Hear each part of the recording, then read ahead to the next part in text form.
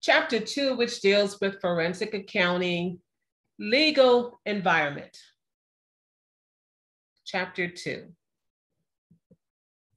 So the objectives for Chapter 2: explain the sources of U.S. law, explain the basic structure of the U.S. court systems. 3, understand the general issues relating to investigations, describe arrest and pretrial procedures, explain basic criminal trial procedures. 6, describe and contrast and compare various common law financial crimes.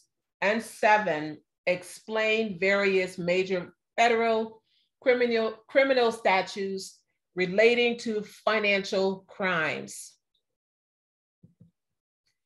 So the overview here: the forensic accountant constantly works in the legal environment, and for this reason must have a broad, basic understanding of the legal systems in the United States. Civil and criminal procedures are especially important to the forensic accountant because they define the logical steps that are followed in investigations and criminal and civil litigation, and forensic accountants can be called to participate in almost all of the major steps. So I'm wondering, how many of you have already read Chapter 2? Yes, no, just not yet. Not yet.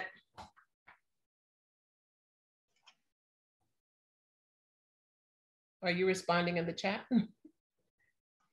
Yeah, not yet. Okay. All right, no problem. No problem. Well, there's a lot of information in Chapter 2. It's a lot. But anyway, working in a legal environment, it obligates the forensic accountant to be knowledgeable about the judicial process and procedures and the controlling rules of evidence. Now, the purpose of Chapter 2 is to introduce key concepts that shape the legal environment of forensic accounting. What level of legal knowledge is expected of the forensic accountant? By attorneys, consumers of forensic accounting services. The court also uses forensic accountants because they consider the forensic accountants as the gatekeepers of expert evidence. By jurors, evaluators of forensic accounting testimony, and of course by the profession of the forensic accounting profession, with promoters and regulators of forensic accounting services.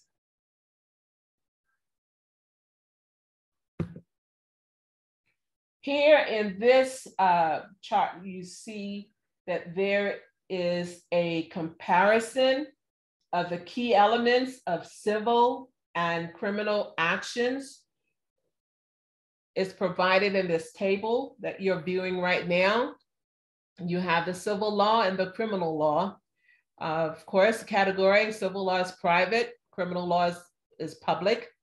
The purpose of the civil law is to resolve disputes between individuals or entities, whereas criminal law is convict and punish offenders.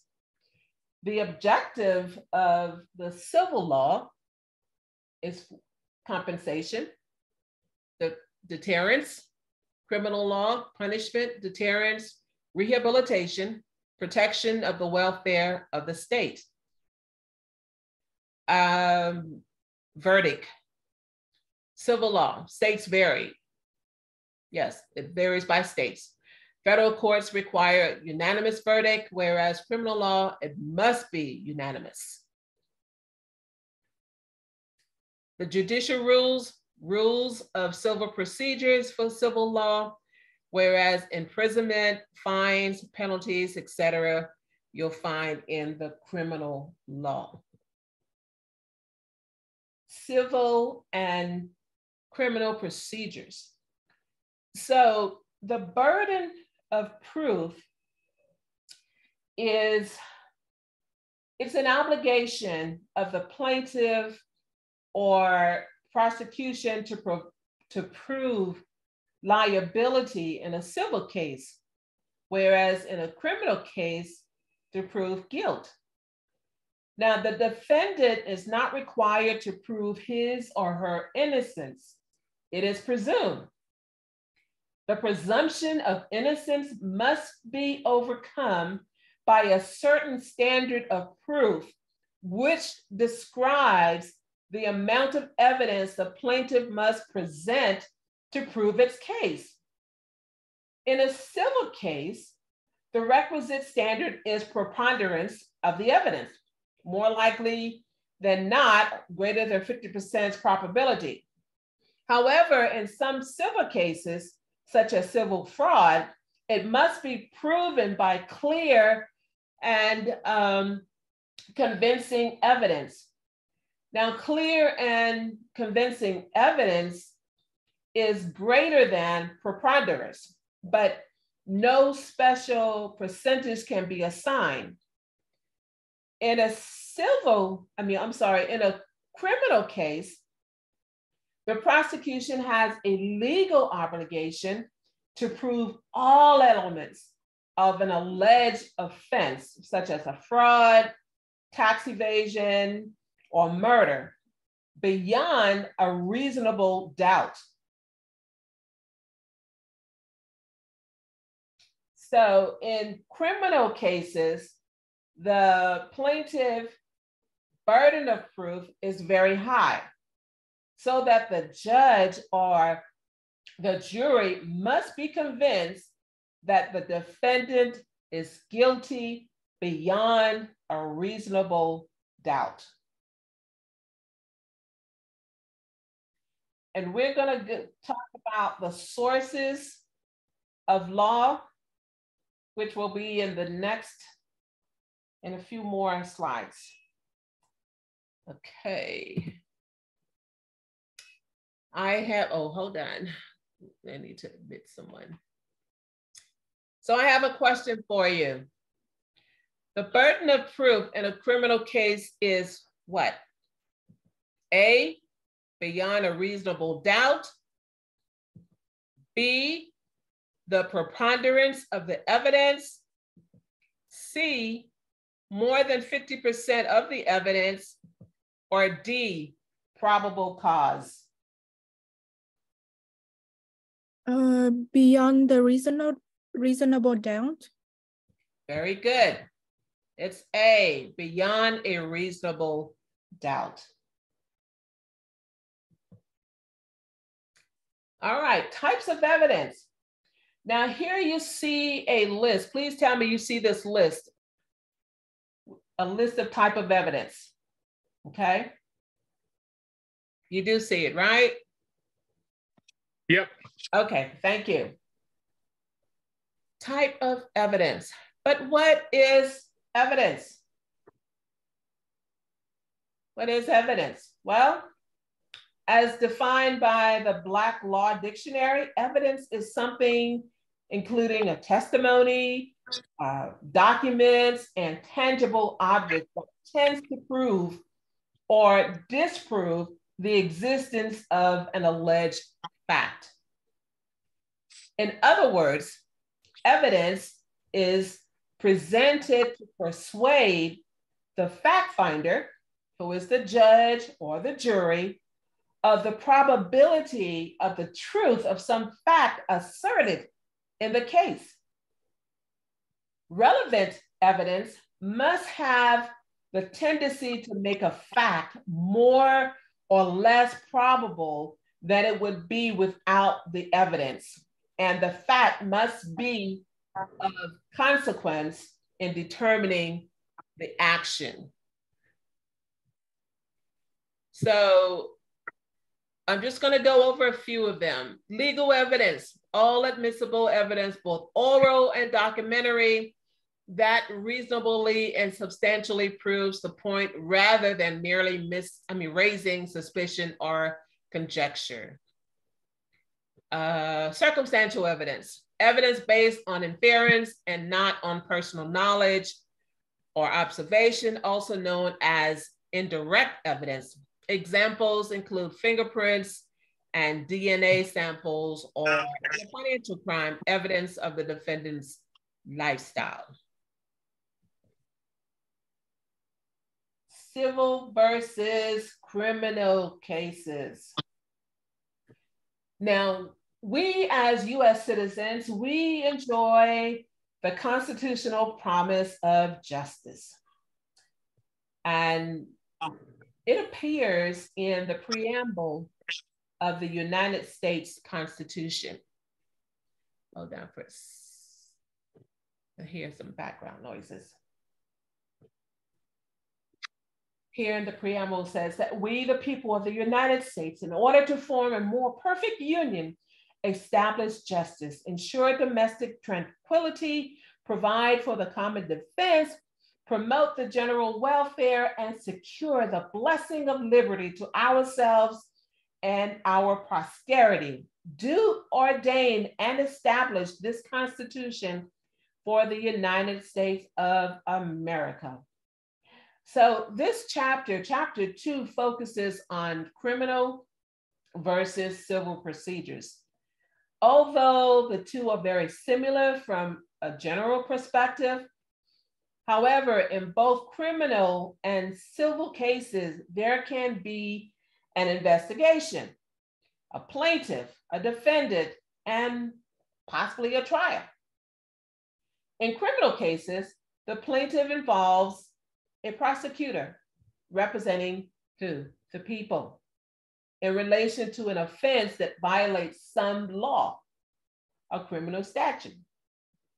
In civil cases, on the other hand, the plaintiff typically involves a private or governmental attorney representing one party in a dispute or matter involving monetary or equitable relief. So again, civil cases, they're cases that are concerned with the private affairs of citizens and their respective rights, including certain freedoms of speech and action and equal treatment, protection, and opportunities regardless of race, sex, or religion.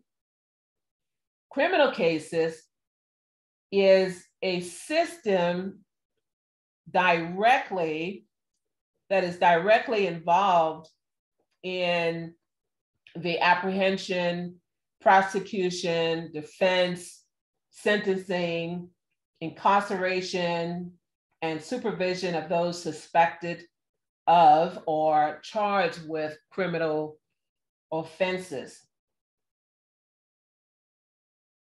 The remainder of chapter 2, you'll see later that it's divided into 3 main segments. You have your criminal and civil procedures, you have your common law, financial crimes, and then you have your federal financial crimes.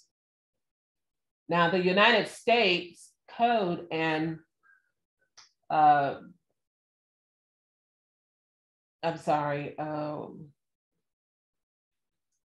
on.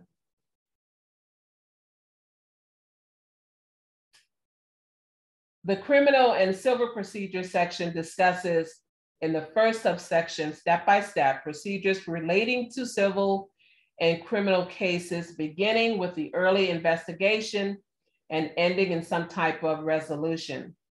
Now, the second subsection defines and explains various types of financial crimes, and the final subsection discusses some of the major federal statutes that pertain to financial crimes. So the civil proceedings, the players you see are the law enforcement, courts, attorneys, forensic accountants, whereas with the criminal proceedings, again, you will have law enforcement, courts, prosecutors, defense attorneys, and forensic accountants.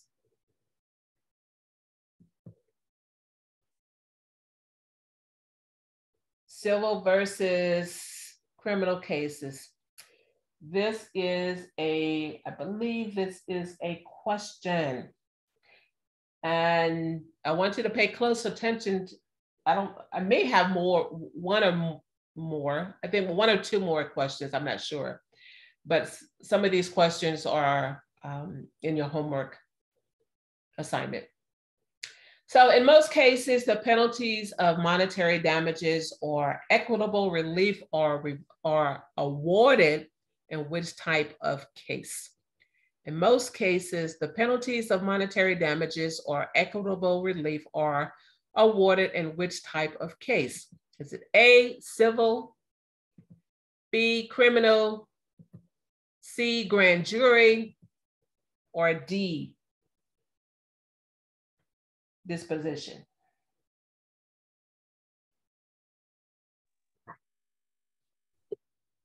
A, civil, criminal, grand jury, or disposition?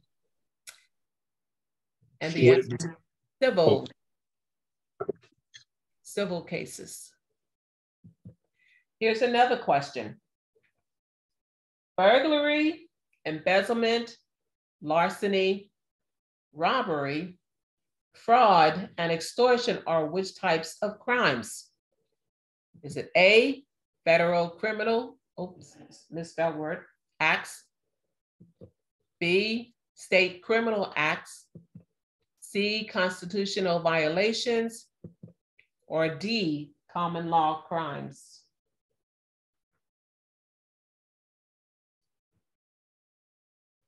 And the answer is D, common law crimes, even though I don't have the letter D there, but it's D.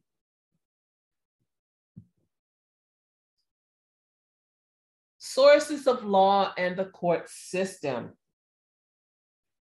There are various sources of law that exist here in the United States.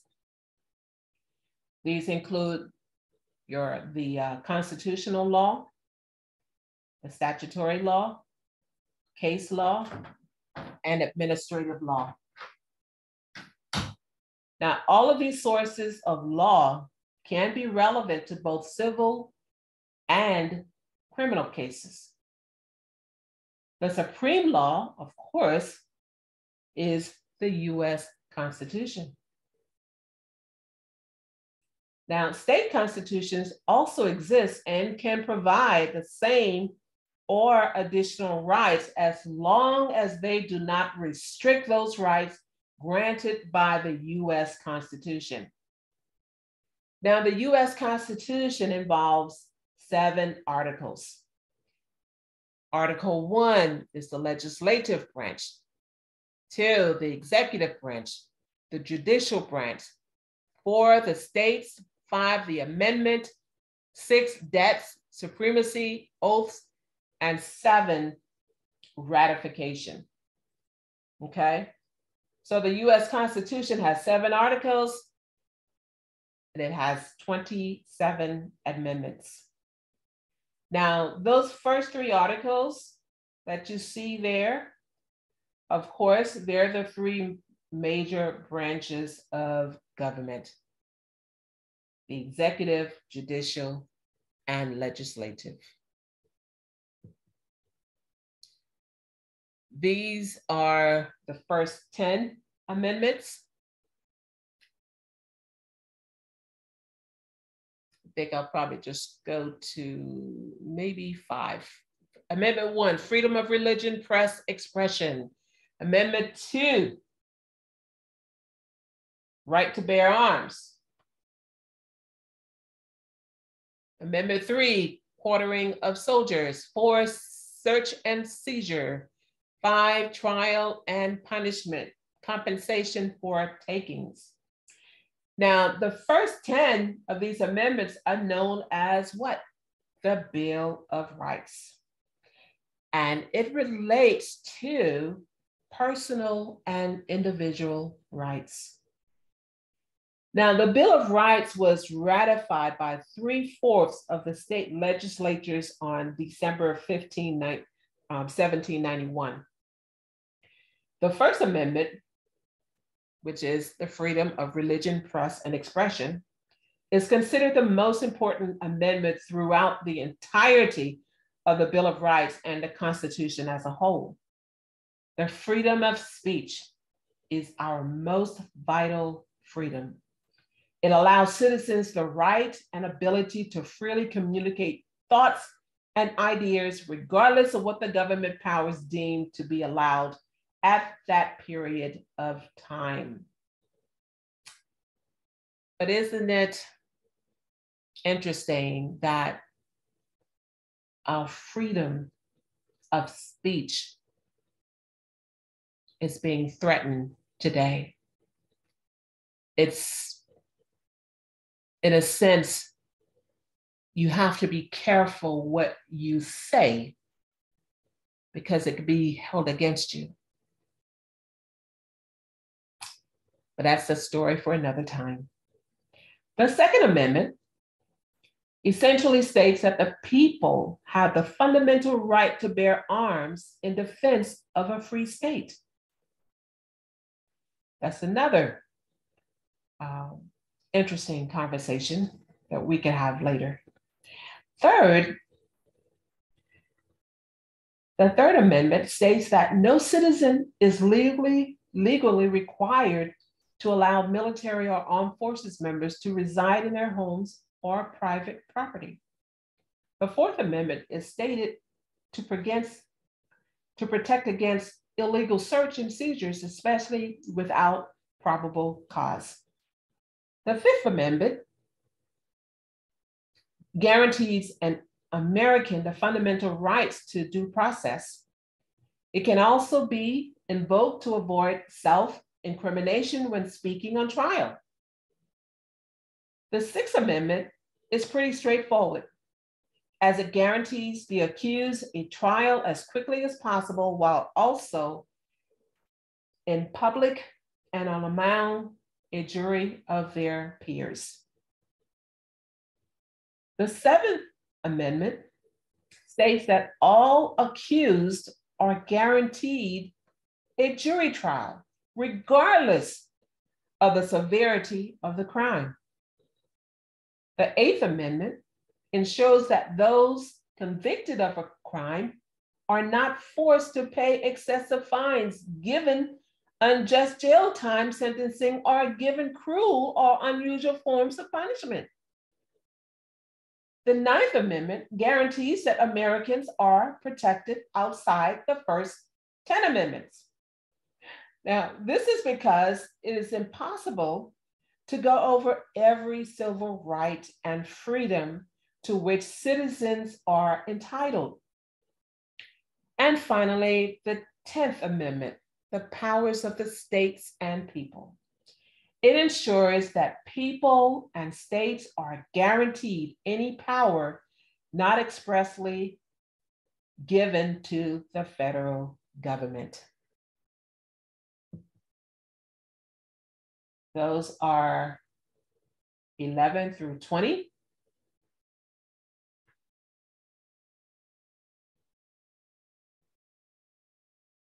And I'm not going to go through all of them.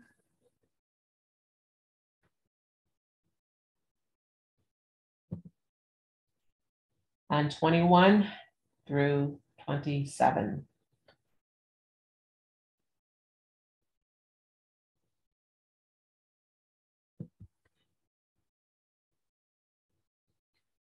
The second source of law is statutory, or what they call codified law. Now, statutory law in the United States consists of the laws passed by legislature. For the federal government, then, the statutory law is the acts passed by the United States Congress. So, statute law is a written form of public law or private law that is passed by a legislative body. Now, it can be said that every statute is a law, but not every law is a statute. When there is a conflict between federal, state, or local statutes, the statutes of the higher authority preempt those of the lower authority. Now, this prevents states making laws that conflict with the US laws. What is administrative law? Administrative law refers to the branch of law governing the creation and operation of administrative agencies.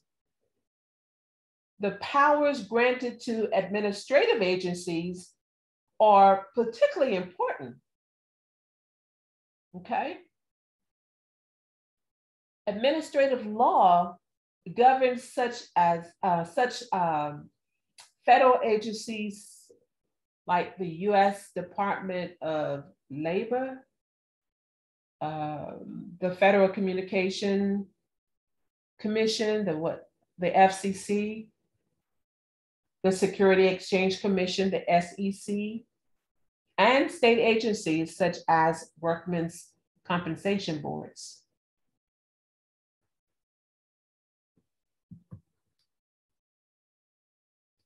Here on this screen, you see a figure, right? It is the state and federal court system. It is the state and federal court system.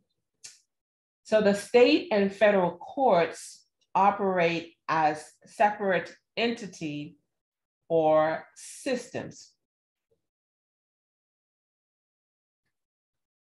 Equal justice under the law. Equal justice under law. Now, these words written above the main entrance of the Supreme Court building, it expressed the ultimate responsibility of the Supreme Court of the United States. The Supreme Court is the highest tribunal in the nation for all cases and controversies arising under the Constitution or the laws of the United States. In the federal system, the US district courts make up the trial courts. Now, the United States has approximately 100 federal court districts, and each district may contain multiple divisions, or they may have separate courthouses to serve various locations within the district. In the federal system, 94 district courts are organized into 12 circuits or regions. Each circuit has its own court of appeals that review cases decided in the US district courts within the circuit. The US Courts of Appeals for the federal circuit brings the number of federal appellate courts to 13. Now, this court takes cases from across the nation, but only particular types of cases.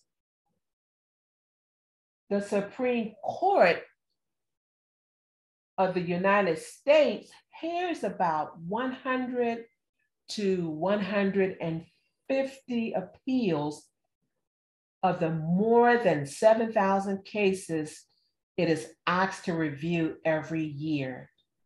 That means the decisions made by the 12 circuit courts of appeals across the country and the federal circuit court are the last word in thousands of cases. just checking to make sure no one else has joined.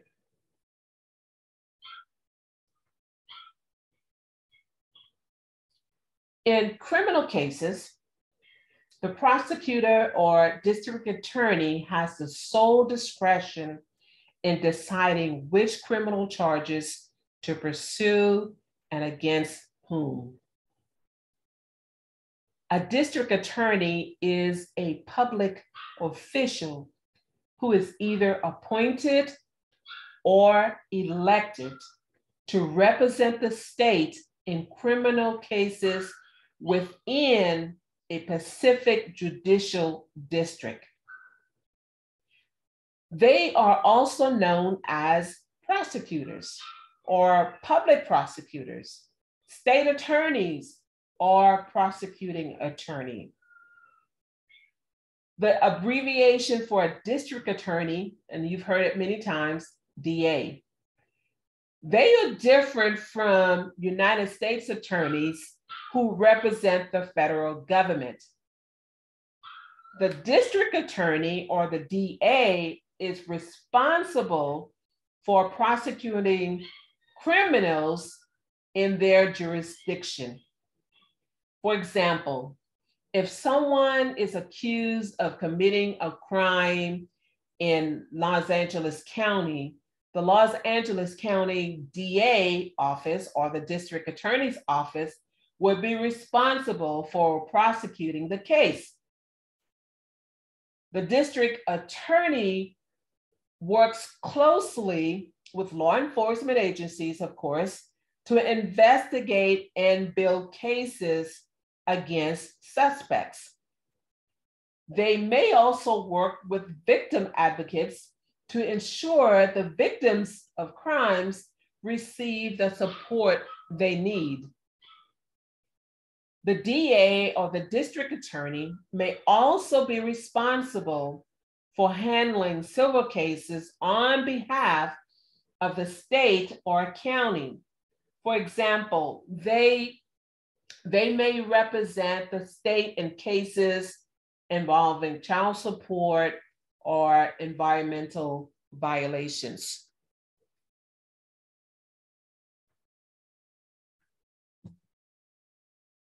Investigations. A forensic accountant can become involved in a financial crime investigation in many ways, such as the capacity of in-house accountant, external auditor, or outside consultant.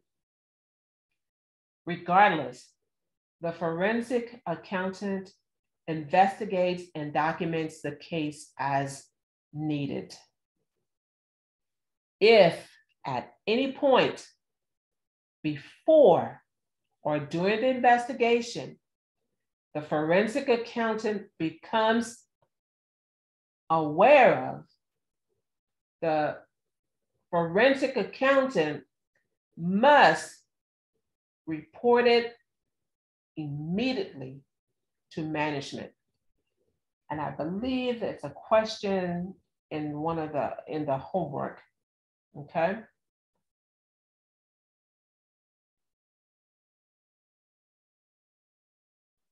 So before or during an investigation, if the forensic accountant becomes aware of a probable criminal activity, he or she should immediately consult with management, okay? The need or the desirability of reporting the matter to law enforcement. Forensic accountants, they can put their opinions in what they call working papers. Because with working papers, it can lock in the accountant in regard to testimony, causing later problems if the opinion changes. Now, the working papers, for good or bad, can greatly affect subsequent legal proceedings. The book talks about the chain of custody. It's important. It's very important because the chain of custody is the most critical process of evidence documentation, okay? It is a must to ensure the court of law that the evidence is authentic. It is the same evidence seized at the, at the crime scene. It was and at all times in the custody of a person designated to handle it and for which it was never unaccounted. So in other words, there has to be a trail. There has to be what they call a chain of custody. Now, although it's a lengthy process, it is required for evidence to be relevant in the court, okay? The chain of custody proves the integrity of a piece of evidence. As I mentioned earlier, a paper trail. A paper trail is maintained so that the person who had charge of the evidence at any given time can be known quickly and summoned to testify during the trial if necessary. The documentation of the chain of custody serves three primary purposes: to ask relevant questions regarding the evidence to the analytical laboratory, to maintain a record of the chain of custody, and to document that the sample or the evidence was handled only by the approved personnel and was not accessible for tampering before analysis.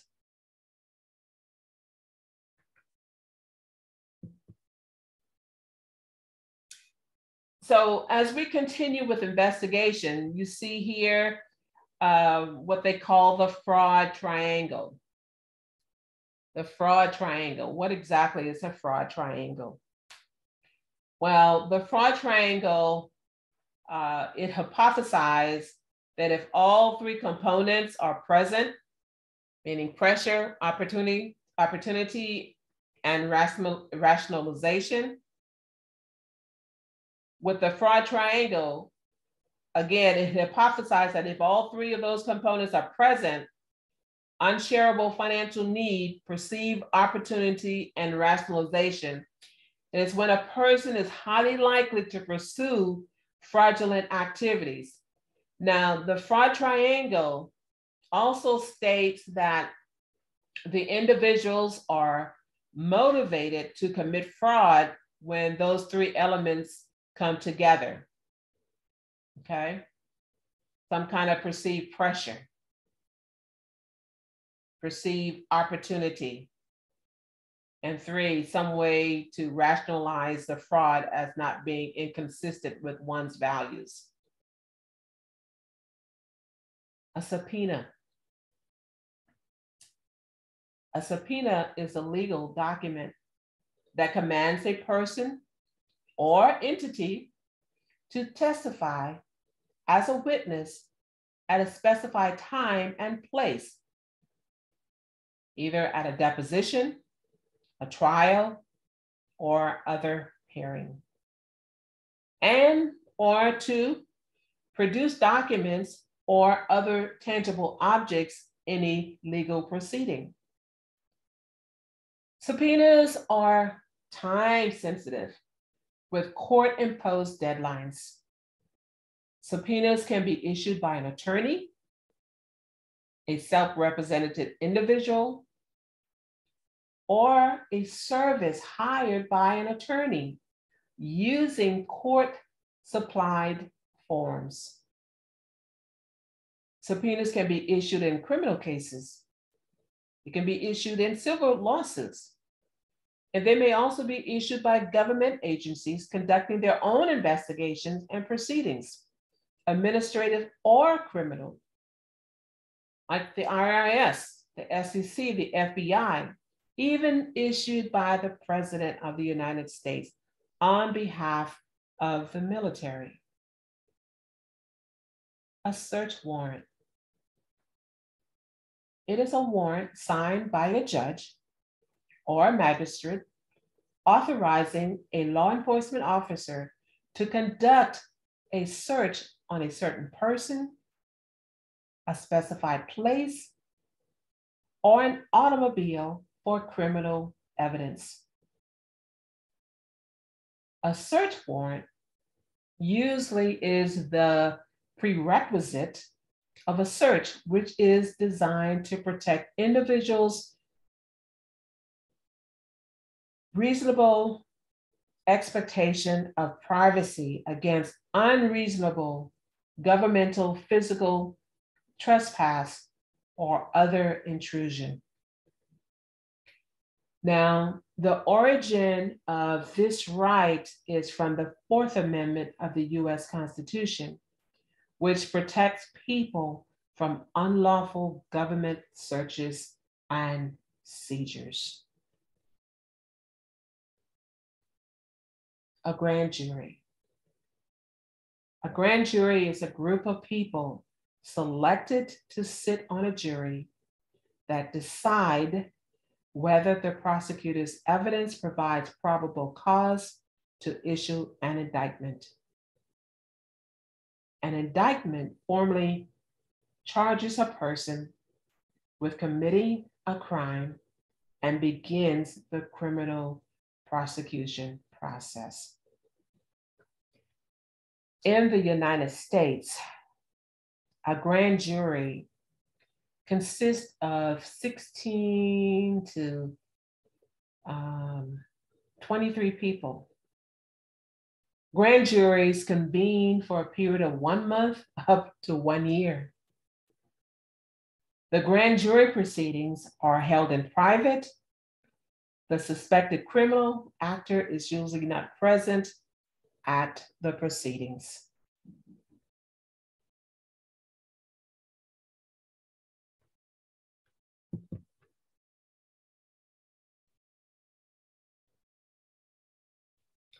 Arrests and pretrial processes. Authorities can generally arrest a suspect when there is probable cause that the suspect has committed a crime. Now, probable cause is necessary. It is a requirement found in the Fourth Amendment that must usually be met before police can make an arrest or conduct a search or receive a warrant. Courts usually find probable cause when there is a reasonable basis for believing that a crime may have been committed or an arrest, or when evidence of the crime is present in the place to be searched for a search. A citation is a directive issued by a law enforcement officer or other person authorized by statute that a person appear in court and answer a misdemeanor or infraction charge or charges. Okay. So when is it issued?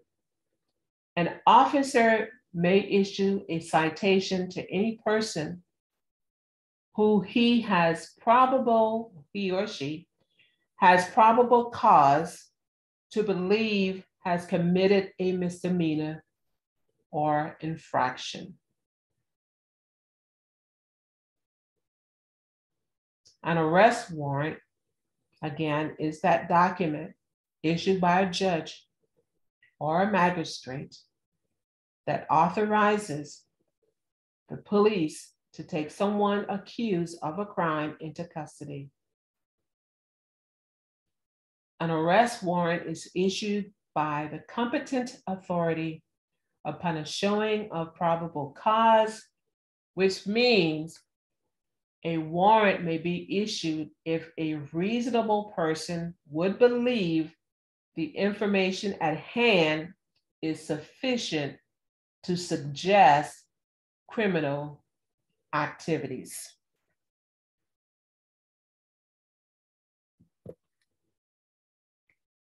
the trial process.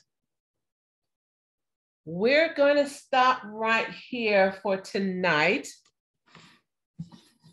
I am going to add part 2 and upload it this weekend. So this is part 1. So part 2, I will start with the trial process because there's a lot of information to digest. Okay? Does anyone have any questions? Oh, one thing I want to reiterate again is that, like I mentioned last week, we will not have class on Monday evenings. However, I will open up if anyone has any questions or concerns or want to discuss something. But class is actually on Wednesday and it is not compulsory. It's not mandatory. You can drop in at any time or not, but I will have the videos uploaded in Canvas. Okay? Okay, got it. Thank you. Thank you. You're welcome. Have a good evening. You too. Thank you. You too. Thank you. Thank you.